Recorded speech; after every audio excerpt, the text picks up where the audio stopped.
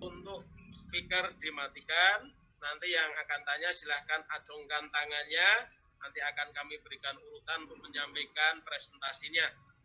Acara ini akan dimulai dengan presentasi narasumber dahulu. Pertama, Bu Irin, dilanjutkan Bu Iin, setelah itu dilanjutkan sesi tanya jawab. Gitu ya Bapak Ibu. Kita akan mulai dari yang pertama. Sebelumnya kita berikan aplaus dulu untuk kedua narasumber, yaitu Ibu Irin Susida Wibawati Ningsih MPD dan Ibu Iin Sulistiawati. Kita berikan aplaus dulu. Bapak Ibu yang kami hormati, kita mulai sesi yang pertama, disiplin perangkat penilaian akhir tahun dan perangkat ujian sekolah mata pelajaran bahasa Indonesia dengan narasumber pertama yang terhormat Ibu Irin Susida Wibawati Ningsih MPD, dipersilahkan. Ya, mohon izin. Terima kasih Pak Sutiono, yang terhormat Pak Hasan Kapita SMP, Bu Fajri, Bu Sisil, pengawas, Bunda Ahni, Pak Didik, dan semua teman-teman yang hebat. Ya, siang ini kita mengobati kerinduan kita ya, setelah sekian lama kita tidak berjumpa gitu ya. Mudah-mudahan lagunya sudah berubah, bukan lagu Aku Masih Seperti Yang Dulu, tetapi dengan era pandemi ini kita dituntut untuk lebih giat, lebih berinovasi, lebih kreatif lagi, untuk mengajak anak-anak kita lebih semangat dan semangat terus ya. Kita kalahkan pandemi ini dengan semangat kita Bapak Ibu untuk mengawal anak-anak kita meraih masa depan yang lebih gemilang untuk Indonesia yang lebih maju. Nah, untuk kesempatan yang baik ini kebetulan saja kami berdua, saya dan Bu Iin itu yang mewakili pengurus saat itu mengikuti workshop di Muria ya, untuk persiapan perangkat ujian sekolah, ujian perangkat PAT. Nah, sebetulnya untuk perangkat PAT dan ujian sekolah secara umum itu juga kita gunakan untuk perangkat penilaian akhir semester. Ya, jadi ini yang baku yang akan kita bicarakan, yang standar, karena nanti pengembangan selanjutnya kita akan sesuaikan dengan kebutuhan, apakah itu untuk penilaian akhir semester, penilaian akhir tahun, atau bahkan ujian sekolah, baik ujian sekolah pengetahuan maupun keterampilan. Nah, untuk yang pertama ini akan disampaikan oleh Bu Iin. Ya, nanti setelah Bu Iin, saya Tutpuri Handayani, ya, bukan Tutpuri Ani Handayani ya. Saya Tutpuri Handayani ya, karena Bu Iin ini sangat potensial ya, juga teman-teman yang lain. Jadi saya mengawal saja teman-teman. Mari silakan Bu Iin. Ya, terima kasih Bu Irin. Tapi terlalu diperboleh itu pujiannya. Bapak Ibu, perkenankan saya untuk presentasi ya. Ya Bu Iin, silakan. Iya. Jadi Bapak Ibu, seperti yang disampaikan Bu Irin tadi, sebenarnya ini hanya masalah kesempatan saja. Jadi kebetulan karena Bu Irin dan saya yang mewakili MDMP, maka pada kesempatan kali ini Bu Irin dan saya juga yang akhirnya menyampaikan ke teman-teman tentang hasil diseminasi perangkat penilaian akhir tahun dan ujian sekolah. Jadi Bapak Ibu, saya yakin Bapak Ibu sudah menerima kisi-kisi yang diberikan oleh sekolah kepada Bapak Ibu sesuai dengan mata pelajaran yang Bapak Ibu ampu, yaitu Bahasa Indonesia. Nah, pada kesempatan kali ini kita akan mencoba untuk bagaimana sih menyusun soal seperti yang ada pada kisi-kisi tersebut. Yang pertama Bapak Ibu, tahap penyusunan soal. Saya yakin ya Bapak Ibu sudah terbiasa untuk menyusun soal, mau apapun lah bentuknya. Tapi paling tidak Bapak Ibu mengingat 7 langkah yang ada. Yang pertama yaitu menyusun kisi-kisi terlebih dahulu. Jadi ditentukan dulu KD-nya, materinya yang esensial itu apa, kemudian indikatornya apa. Kalau bisa indikator juga disesuaikan dengan level kognitifnya. Kemudian nomor soalnya, dan yang terakhir adalah bentuk soal yang digunakan.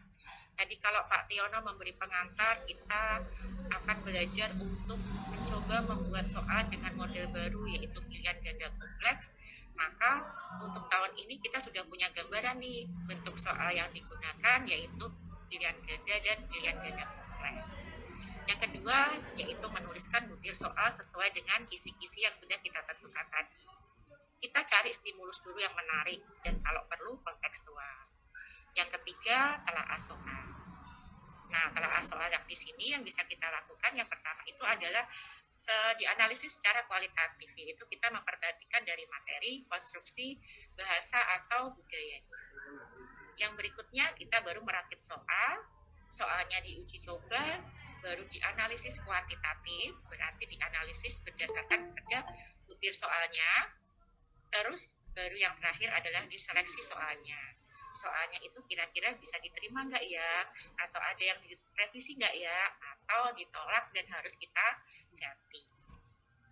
Nah, Bapak Ibu, sebenarnya bentuk soal itu banyak. Kalau kita kemarin sempat melirik AKM, berarti kita mengenal pilihan ganda kompleks, menjodohkan, isian, jawaban singkat, dan juga uraian.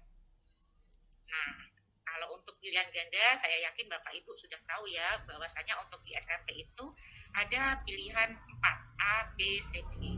Jadi peserta didik memilih salah satu jawaban yang benar aja dari 4 jawaban yang kita sediakan.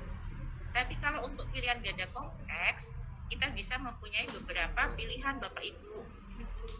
Di situ ada misalkan pedoman perskorannya. Kalau ternyata jumlah pernyataannya itu 3-5 dan jawabannya kita kehendaki itu 2 benar, maka perskorannya 1 atau 0. Kemudian kalau jumlah pernyataannya lebih dari 5 dan kita menghendaki jawaban itu lebih dari 2, maka kita bisa memberi perskoran 2, 1, dan seperti itu Bapak Ibu kira-kira.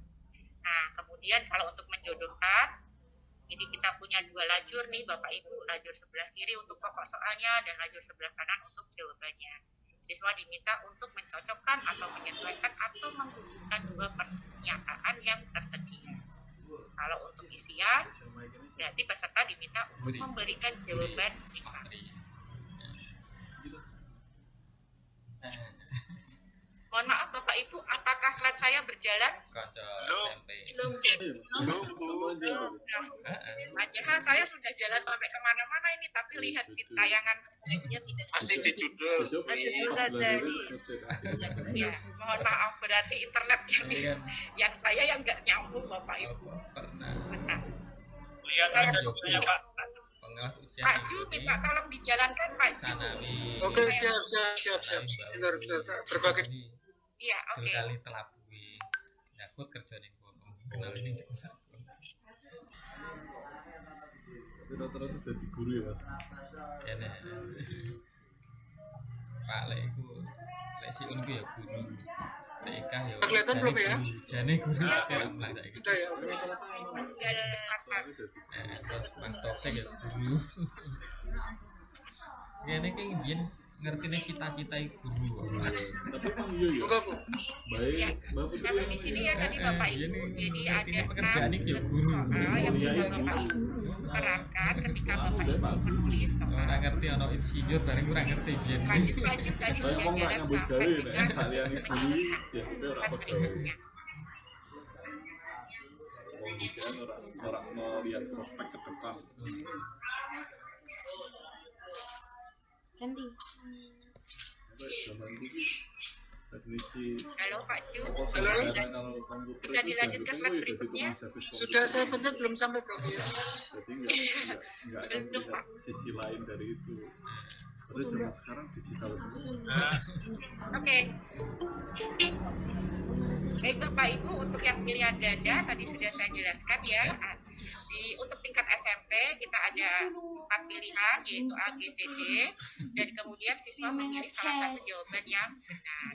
Untuk pilihan ganda kompleks berarti terdiri dari beberapa pilihan, kemudian siswa diminta untuk memilih jawaban lebih dari 1 Bapak Ibu.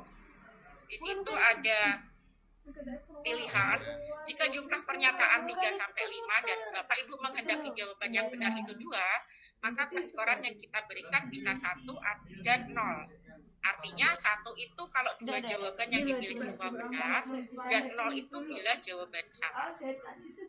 Kemudian kalau pernyataannya yang dibuat itu lebih dari 5 dan Bapak Ibu menghendaki pilihan jawabannya lebih dari 2, misalkan 3 atau 4, maka perskorannya 2, 1, dan 0. Jadi ini mengacu pada AKM. Yang selanjutnya Pak Ju, slide ke-7.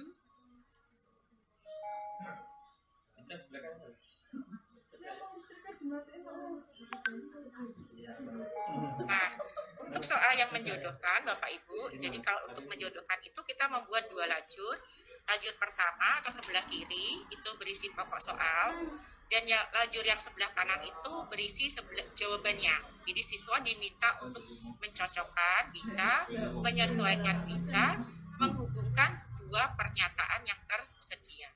Jadi jumlah jawaban itu sebaiknya lebih banyak dari jumlah pokok soalnya. Kemudian kalau untuk yang isian, biasanya disusun dalam bentuk kalimat berita, kemudian siswa memberikan jawaban secara singkat, bisa berupa kata, frase, angka, atau simbol. Nah, bedanya dengan jawaban singkat, kalau soal pada jawaban singkat itu menuntut peserta untuk memberikan jawaban secara singkat berupa kata, frase, atau simbol, tapi soalnya dibuat dalam bentuk kalimat tanya. Selanjutnya yang terakhir adalah soal uraian. Slide ke-8 Pak Ju.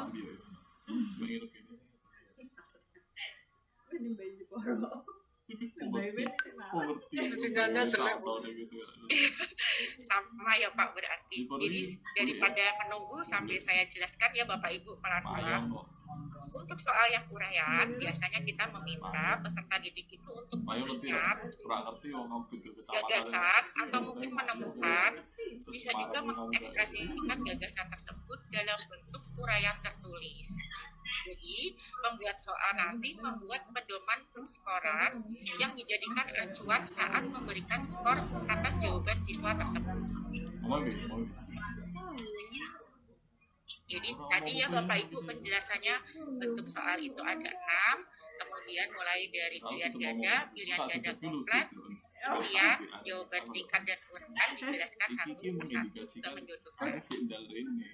Selanjutnya Bapak Ibu, ketika kita membuat soal itu, ya ke depan ya diupayakan kita mengaitkan literasi dan numerasi dalam penilaian. Saya yakin Bapak Ibu juga sudah tahu ya yang dimaksud dengan literasi dan numerasi. Kalau literasi berarti kemampuan bernalar menggunakan bahasa, kalau numerasi berarti menggunakan materi. Nah, kenapa tuh Bapak Ibu kok literasi itu penting? Saat ini kan kita ada di era teknologi ya Bapak Ibu, di mana di era ini peserta didik itu dituntut menguasai banyak sekali literasi dan kompetensi literasi tadi malam menguasai peserta didik untuk mengakses, mengolah dan juga menghasilkan beragam informasi dan pengetahuan. Jadi dia kalau sariawan Apa yang diharapkan dari kompetensi tersebut? Ya paling tidak peserta didik itu bisa menguasai membaca dan menanggapi bacaan. Selain itu kemampuan bernalar secara logis itu juga akan menjadikan peserta didik belajar sepanjang hayat dan endingnya nanti bisa menghadapi tantangan hidup di abad ke-20. Panganan ya kebenaran, hasil panganan yang sama, kadang dia lain dari nggak beneran kan. Literasi itu terdiri atas konteks, konteks, dan proses kognitif. Nah, yang dimaksud dengan konten literasi berarti kita tahu bahwa di dalam konten tersebut kita mengenal teks informasi dan teks fiksi. Saya yakin Bapak Ibu sudah tahu bedanya kalau informasi berarti menyampaikan fakta, kalau fiksi berarti memberikan pengalaman atau juga informasi. Nah, selanjutnya adalah proses kognitif literasi. Yang dimaksud di sini adalah bahwasanya proses kognitif itu berangkat dari informasi, evaluasi sampai dengan nanti merefleksikannya. Jadi refleksi ini merupakan tahap tertinggi dari proses membaca bagi peserta didik. Kembali mana Pak? Selanjutnya, setelah literasi kita ke numerasi. Kenapa sih kok kompetensi numerasi? Karena kita ingin mengajak anak bisa berpikir menggunakan konsep, prosedur, fakta, dan juga alat matematika untuk menyelesaikan masalah sehari-hari. Jadi, kenapa numerasi itu penting? Karena pada abad 21 ini, siswa atau peserta didik kita itu lebih membutuhkan kemampuan berpikir menggunakan konsep, prosedural, fakta, dan juga alat matematika ketika mereka akan mengambil sebuah untuk penguatan numerasi pada pelajaran matematika itu mungkin biasa ya Bapak Ibu. Jadi peserta didik diminta untuk mengaplikasikan konsep dan keterampilan matematika, juga menganalisis dan menginterpretasikan informasi dalam bentuk grafik, tabel, dan bagian. Nah, ini numerasi pada selain matematika berarti siswa diajak untuk yang keterampilan Bapak Ibu bisa mengumpulkan atau menyajikan data, menganalisis atau mengkomunikasi data, menggunakan pola atau juga kemampuan untuk mendesain produk, mengajukan hipotesis atau kesimpulan, dan yang terakhir adalah menggunakan. Jadi harapannya Bapak Ibu kita sebagai penyusun soal itu bisa memadukan atau mengaitkan antara literasi dan numerasi. Sekian, terima kasih Bapak Ibu untuk paparan saya yang pertama.